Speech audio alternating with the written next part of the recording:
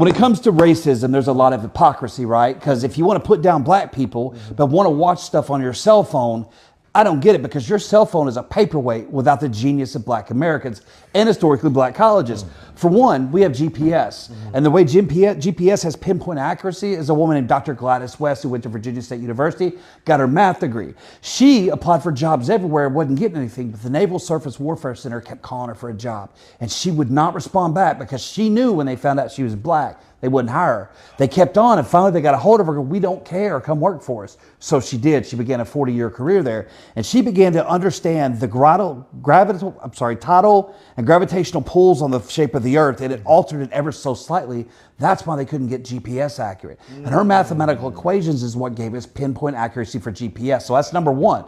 Number two, Dr. Valerie Thomas of Morgan State. You're teaching me something. Hey, I'm just getting started. Oh my God! Listen, you got the floor. Y'all ain't listening. Go ahead. So Dr. Valerie Thomas, she's a hidden figure that was not in the movie Hidden Figures. She worked at NASA.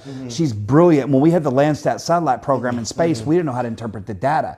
She, never having seen a computer before, began to write the language and algorithms so we can interpret all the ones and zeros into usable data. And what binary coding. And she was able, we revolutionized wheat farming around the world due to satellite data. So farmers would send in their data to NASA for Valerie Thomas. It's called a Val dump for her to review.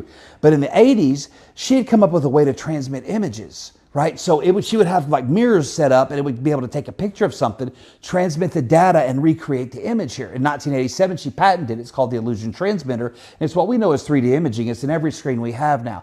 But number three, and most importantly, is Jesse Eugene Russell, who graduated from Tennessee State University. Jesse went to work at AT&T, and his brainchild, he led the team that created it, is digital wireless networks. Your phone won't even operate without a digital network.